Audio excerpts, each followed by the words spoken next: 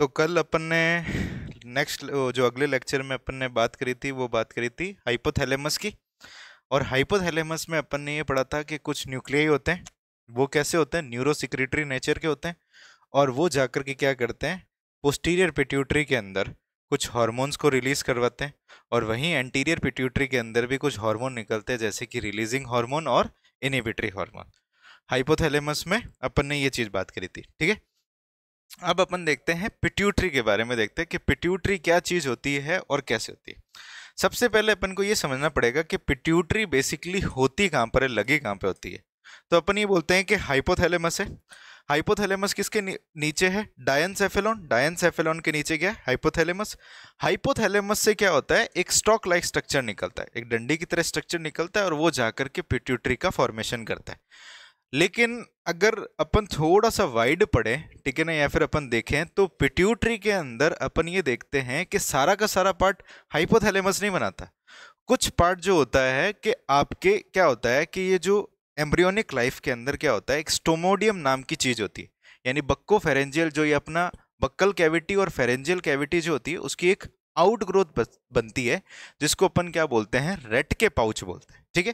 ये बुक में नहीं है आपके, लेकिन अपन को ये पता होना चाहिए कि एक्चुअली पिट्यूटरी के अंदर जो ये दो भाग हैं वो किस तरीके से आए हैं, ठीक है। तो अपन ये देखते हैं कि किस तरीके से पिट्यूटरी बनी है, उसके बारे में अपन बात करते हैं। जैसे कि अपन ये बोलते हैं कि ये मान लो इस तरीके से क्या होता है कि डायनसेफेलॉन है ये,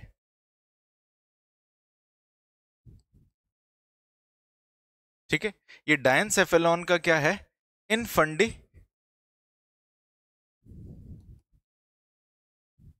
बुलम वाला पार्ट है, ठीक है। और नीचे की तरफ से क्या होता है कि आपके एक पाउच लाइक स्ट्रक्चर निकलता है। इस पाउच को अपन बोलते हैं रेटकेस पाउच बोलते हैं, ठीक है। इतनी बात समझ में आई। अब धीरे धीरे दोनों क्या करते हैं, एक दूसरे के अंदर मर्ज होने लगते हैं। तो किस तरीके से ये स्ट्रक्चर बनता है कि ऊपर की तरफ तो क्या होता है आपके हाइपोथैलेमस, ये एक तरीके के स्टॉक बन गई, जिसको अपन क्या बोलते हैं, इनफंडिबुलम बोलते हैं, ठीक है। जो क्या है, खुद क्या है, एक स्टॉक है। और यहां पे क्या है, हाइपोथैलेमस, ठीक है। और इससे क्या होता है कि एक पार्ट तो जो होता है आपके इस हाइपोथैलेमस का ही पार्ट होता है, और एक पार्ट जो होता है अपन ने जो स्टोमोडियम जो पढ़ा है उसका कुछ इस तरीके से अटैच हो जाता है। समझ में आया पिट्यूटरी कैसे बनी है? तो पिट्यूटरी का वो भाग जो अपने हाइपोथैलेमस के इनफंडिबुलम से जाकर के बना है, उसको अपन क्या बोलते हैं, पोस्टीरियर पिट्यूटरी बोलते हैं, ठीक है। और जो आपके स्टोमोडियम से मिलकर के बना था, यानी रेट के पाउच से मिलकर के बना था, उसको अपन क्या बोलते हैं, एंटीरियर पिट्यूटरी बोलते हैं, ठीक है। ये चीज समझ में आई। तो हाइपोथैलेमस का जो स्टॉक है इनफंडिबुलम और पोस्टीरियर पिट्यूटरी के आगे जाके फॉर्मेशन करेगा, और रेट के पाउच क्या बनाएगा, एंटीरियर पिट्यूटरी। यानी दोनों किससे बने, अलग अलग पार्ट से बने, लेकिन बाद में क्या हो गए, मर्ज होकर के इन दोनों ने क्या बना ली, एक ग्लैंड लाइक स्ट्रक्चर बना ली, जिसको अपन क्या बोलते हैं, इस ग्लैंड को अपन बोलते हैं पिट्यूटरी ग्लैंड बोलते हैं, ठीक है।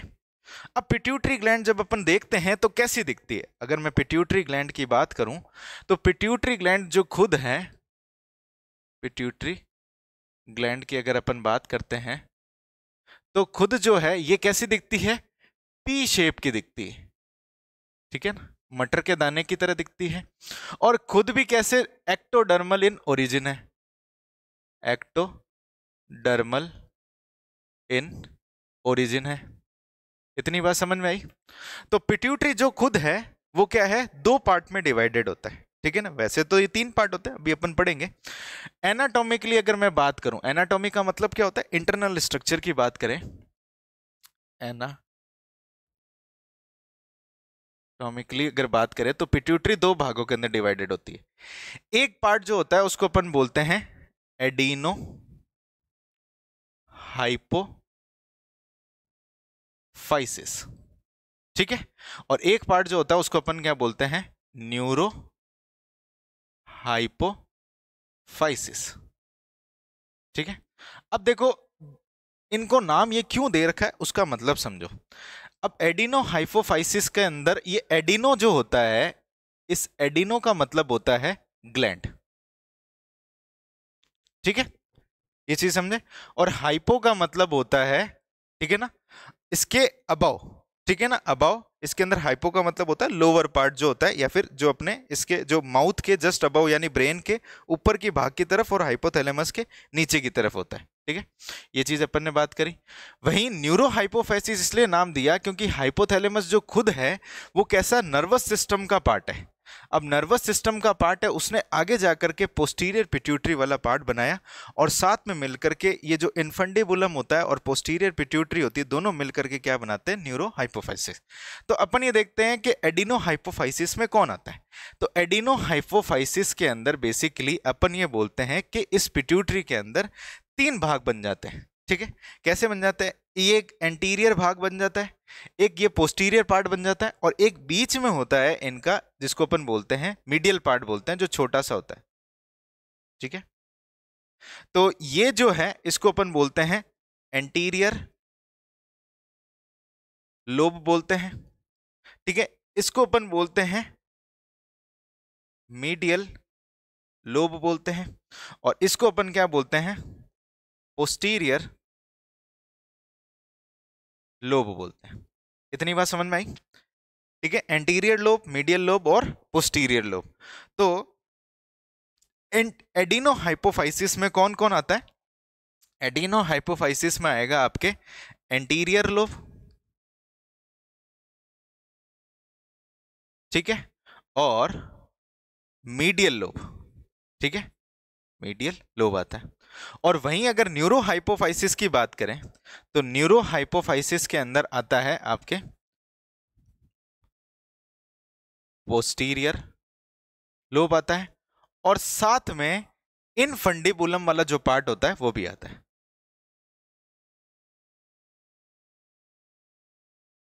ठीक है, जो कि क्या है, एक स्टॉक लाइक स्ट्रक्चर है। तो अपन ने क्या क्या देखा, सबसे पहले अपन ने देखा कि पिट्यूटरी का डेवलपमेंट कैसे हुआ। अपन ने ये बात करी कि डायनसेफेलॉन से एक स्टॉक लाइक स्ट्रक्चर निकलता है, और अपने स्टोमोडियम से एक तरीके का रेटकेस पाउच निकलता है, दोनों जाकर के आपस में इस तरीके से जुड़ते हैं। तो एक तरफ क्या हो जाता है आपके, दूसरा एक लोब बन जाता है, एक तरफ दूसरा लोब बन जाता है। तो पिट्यूटरी के बीच में दो लोब बनते हैं और बीच में एक गड्ढा रह जाता है जिसको अपन बोलते हैं क्लेफ्ट, ठीक है।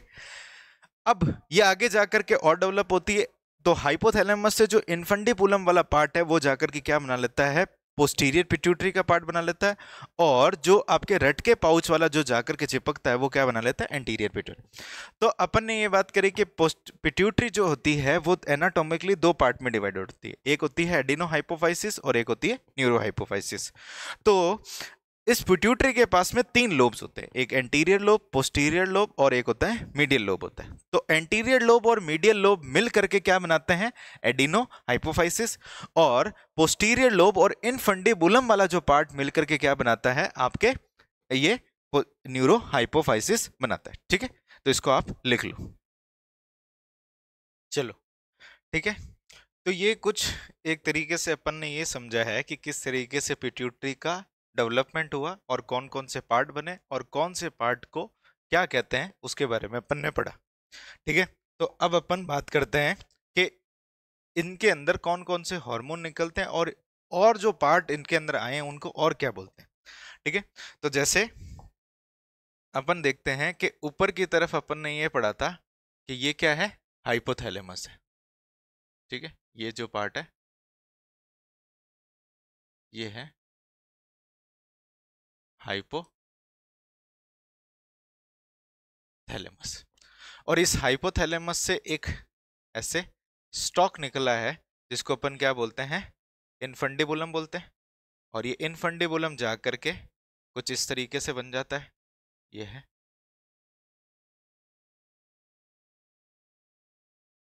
जो कि क्या है, एक स्टॉक है। और इनफंडिबुलम ने आगे जाकर के क्या बना दिया, पोस्टीरियर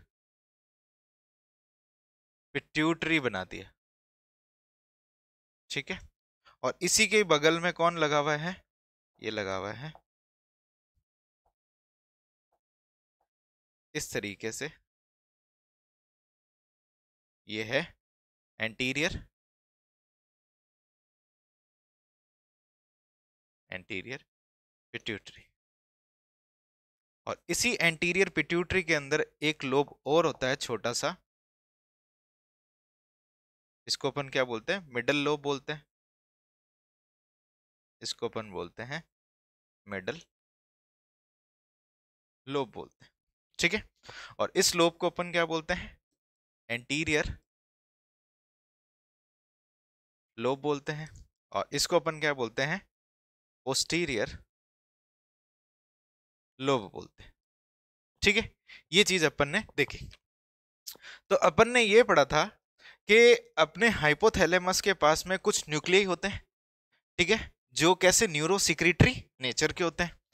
तो जैसे मान लेते हैं कि ये न्यूक्लियाई है, ये भी न्यूक्लियाई, तो ये जो है ये है न्यूक्लियाई, और ये क्या है, न्यूरो सिक्रीटरी है, न्यूरो सिक्रीटरी। ठीक है। और न्यूरो सिक्रीटरी हैं तो ये क्या करेंगे, कुछ हार्मोन को सिक्रीट करते हैं। ठीक है। तो इन हार्मोन का सिंथेसिस जो होता है इधर होता है, लेकिन अपन ये बोलते हैं कि यहां से क्या होता है कि कुछ, ठीक है, एक्सोन की एंडिंग निकलती है जो जाती है इधर, और यहां पे जाकर के ये एक्सोन की एंडिंग एंडिंग क्या हो जाती है, ऐसे यहाँ पे अटैच हो जाती है, या फिर यहाँ पे ये चीज। ठीक है, इतनी बात समझे। अब देखो, इस पोस्टीरियर लोब का डायरेक्ट कनेक्शन किसके साथ में, हाइपोथैलेमस के साथ में, किसके थ्रू है, इनफंडिबुलम के थ्रू है। और यहाँ पे क्या होता है, ये कहीं ना कहीं आपके नर्वस सिस्टम की तरह या फिर नर्वस टिश्यू की तरह ही काम कर रहा है। नर्वस सिस्टम में अपन ने क्या पढ़ते हैं कि इंपल्स आता है या फिर न्यूरोट्रांसमीटर से क्या होते हैं, सिग्नल आता है, और एक्सोन के थ्रू क्या करता है, अपनी नर्व एंडिंग पे चला जाता है। तो अपन ये जब बात करते हैं कि यह हाइपोथैलेमस का जो न्यूरो सिक्रीटरी सेल्स है, ये न्यूक्लियाई है, ये क्या करते हैं, अपनी एक्सोन एंडिंग को ले जाकर के पोस्टीरियर पिट्यूटरी में ले जाते हैं, और वहां जाकर के जो भी हार्मोन यहाँ बने हैं उनको यहाँ वो क्या करेंगे, सिंथेसिस यहाँ होंगे, और रिलीज क्या होंगे, यहाँ से होंगे। तो इन पार्ट को पोस्टीरियर पिट्यूटरी, पोस्टीरियर और ये इनफंडिबुलम है, इन दोनों को मिलाकर के अपन क्या बोलते हैं, पैरा नर्वोसा बोलते हैं। ठीक है। पैरा नर्वोसा क्या चीज होती है, सॉरी उल्टा बोल दिया, पैरा नर्वोसा क्या चीज होता है, जो पोस्टीरियर लोब होता है उसको अपन क्या बोलते हैं, पैरा नर्वोसा बोलते हैं। ठीक है। और पैरा नर्वोसा कैसे बना, अपन ये बोलते हैं कि इनफंडिबुलम ने नीचे जाकर करके क्या करा, स्वेलिंग, ठीक है ना, बल्ज आउट कर लिया, टर्मिनल एंड में बल्ज आउट कर लिया, उसको अपन क्या बोलते हैं, पैरा नर्वोसा। तो कैसे बना, ठीक है ना, बल्जिंग, बल्जिंग ऑफ टर्मिनल, ठीक है ना, ऑफ इनफंडिबुलम, इनफंडिबुलम। ठीक है, बात समझ में आ गई, कैसे बना पैरा नर्वोसा। ठीक है। अब देखो, ये जो पार्ट है, ठीक है ना, ये मिडल लोब, इसको अपन क्या बोलते हैं, पार्स इंटरमीडिया बोलते हैं, इंटर मीडिया बोलते हैं। और इस एंटीरियर लोब को अपन क्या बोलते हैं, पार्स डिस्टेलिस बोलते हैं। ठीक है, इतनी बात समझ में आ गई आपको कि किसको क्या बोलते हैं। तो अपन ये बात करते हैं कि अगर पिट्यूटरी की बात करें तो पिट्यूटरी में कितने लोब्स हो गए आपके, 3 लोब्स हो गए। ठीक है, ठीक है ना, एक हो गया आपके एंटीरियर लोब, एक हो गया आपके मिडल लोब, ठीक है, और एक हो गया आपके पोस्टीरियर लोब हो गया। ठीक है।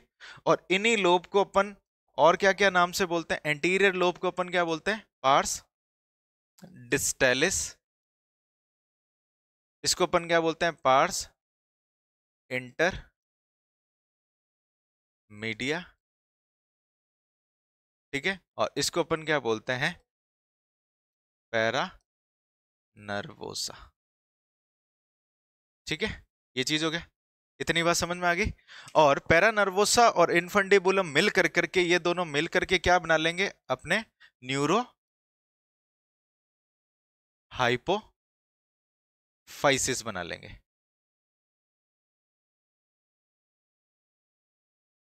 इतनी बात समझ में आ गई।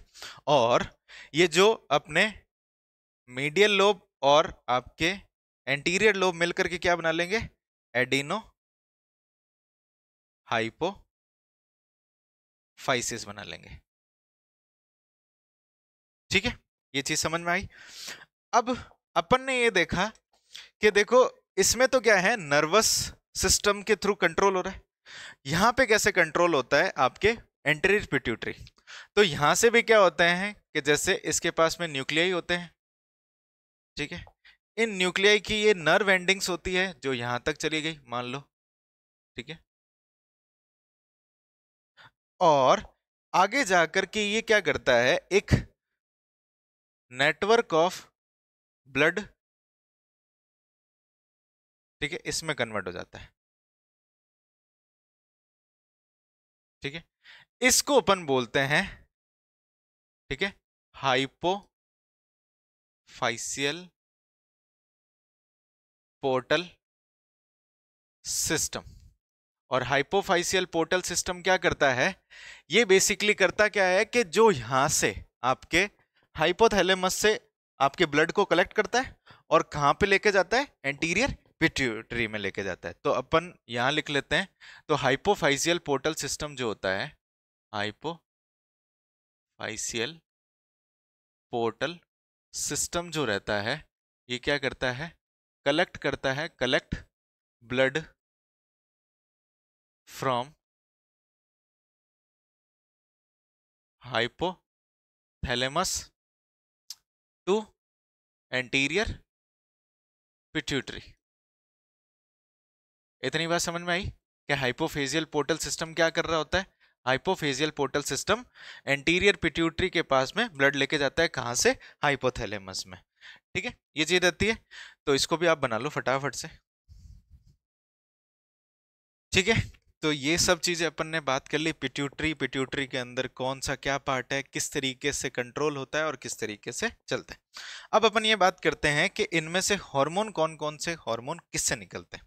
तो सबसे पहले अपन ये बात करते हैं कि अपने पार्स डिस्टेलिस से कौन कौन से हार्मोन निकलते हैं। ठीक है, तो पार्स डिस्टेलिस से सबसे पहला जो हार्मोन निकलता है वो निकलता है जीएच, जिसको अपन क्या बोलते हैं, ग्रोथ हार्मोन बोलते हैं। ठीक है, एक निकलता है इसके अंदर पीआरएल, जिसको अपन बोलते हैं प्रोलैक्टिन रिलीजिंग हार्मोन। ठीक है, एक निकलता है इसमें से टीएसएच, जिसको अपन बोलते हैं थायराइड स्टिमुलेटिंग हार्मोन। ठीक है, एक निकलता है इसमें से एफएसएच, जिसको अपन क्या बोलते हैं, फॉलिक्यूलर स्टिमुलेटिंग हार्मोन बोलते हैं। ठीक है, एक निकलता है इसमें से एलएच, जिसको अपन बोलते हैं ल्यूटिनाइजिंग हार्मोन बोलते हैं। ठीक है, और एक निकलता है इसमें एसीटीएच, जिसको अपन बोलते हैं एडिनो कॉर्टिकोट्रोफिन, ठीक है, हार्मोन। इतनी बात समझ में आई। तो पास डिस्टेलिस से अपने पास में ये हार्मोन निकलते हैं। अब अपन इसके अंदर एक बात करते हैं, पार्स इंटरमीडिया से। अब देखो, पार्स इंटरमीडिया जो होता है ना, बहुत छोटा पार्ट होता है और इससे सिर्फ और सिर्फ एक ही हार्मोन निकलता है। ठीक है, तो इसमें से क्या होता है, ओनली वन हार्मोन। ठीक है, जिसका नाम होता है MSH, जिसको अपन बोलते हैं मेलेनोसाइट स्टिमुलेटिंग हार्मोन बोलते हैं। ठीक है, इतनी बात समझ में आई। और अब अपन बात करते हैं, एक पार्ट बच गया इसके अंदर, पैरा नर्वोसा। ठीक है, तो पैरा नर्वोसा पूरा का पूरा किसके कंट्रोल में होता है? नर्वस सिस्टम के। तो इससे दो हार्मोन निकलते हैं, दो हार्मोन। ठीक है, एक होता है जिसको अपन बोलते हैं ADH, और इसी को ही अपन बोलते हैं वैसोप्रेसिन। ठीक है, और एक निकलता है इसमें से ऑक्सीटोसिन, और ADH को अपन बोलते हैं एंटी डाईयूरेटिक हार्मोन बोलते हैं। ठीक है, इतनी बात समझ में आई। तो कौन कौन से हार्मोन हो गए? पार्स डिस्टालिस के अंदर जो हार्मोन निकलते हैं, ग्रोथ हार्मोन, प्रोलैक्टिन, ठीक है, TSH, FSH, LH और ACTH। टोटल कितने हो गए? ये हो गए 6। ठीक है, और अपने पार्स इंटरमीडिएट से कौन कौन से निकलते हैं? एक निकलता है MSH, और पैरा नर्वोसा से कौन कौन से निकलते हैं आपके? ठीक है, कौन कौन से निकलते हैं?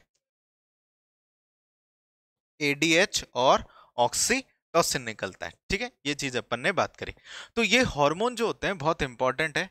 इसमें से आपके बेसिक क्वेश्चन पूछ लेते हैं कभी कभार नीट में, कि आपके जो पार्स डिस्टालिस है उससे कितने हार्मोन निकलते हैं? 6। पार्स इंटरमीडिएट से कितने निकलते हैं? 1। पार्स पैरा नर्वोसा से कितने निकलते हैं? 2। अब इस क्वेश्चन को थोड़ा सा और अच्छा बनाते हैं। कैसे? वो पूछता है कि एंटीरियर पिट्यूटरी से कितने निकलते हैं? अब एंटीरियर पिट्यूटरी से निकलते हैं 7। कैसे? क्योंकि पार्स डिस्टालिस और पार्स इंटरमीडिएट दोनों मिलकर के एंटीरियर पिट्यूटरी का फॉर्मेशन करते हैं। एंटीरियर पिट्यूटरी, या फिर जिसको अपन बोलते हैं एडिनो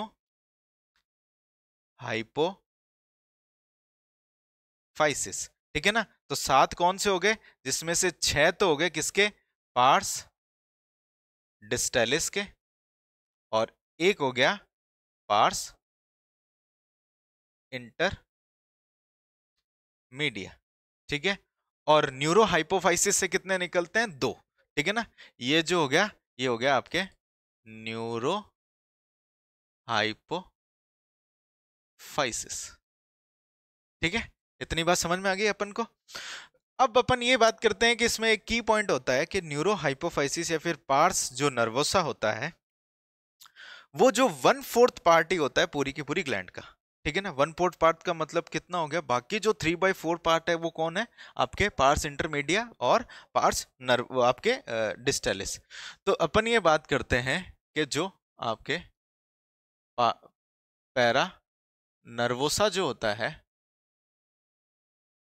ठीक है, वो क्या है? अपने 1/4 पार्ट ऑफ, ठीक है, पिट्यूटरी। ठीक है, 1/4 पार्ट किसका है? पिट्यूटरी का पार्ट है।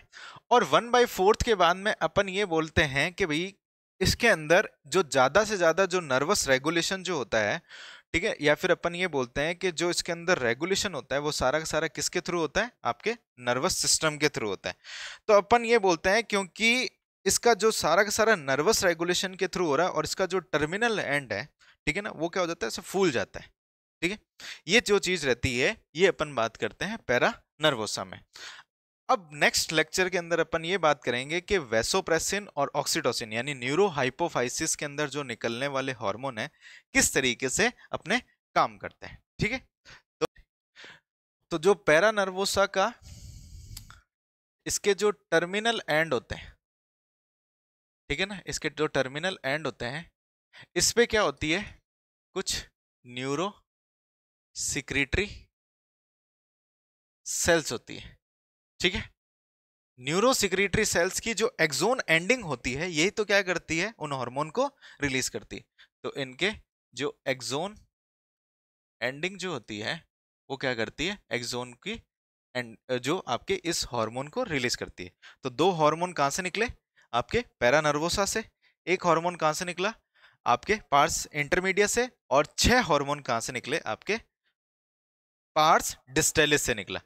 तो टोटल अपन को इस पूरे चैप्टर के अंदर ये 7 और 2 9 हार्मोन के बारे में पढ़ना है।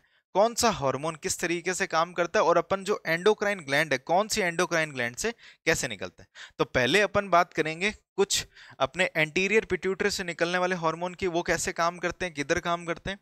और कुछ अपन बात करेंगे पैरा नर्वोसा की, और कुछ अपन बात करेंगे पार्स इंटरमीडिया की। ठीक है, तो आज के लिए अपना इतना ही रहेगा। कर दिया? ठीक है।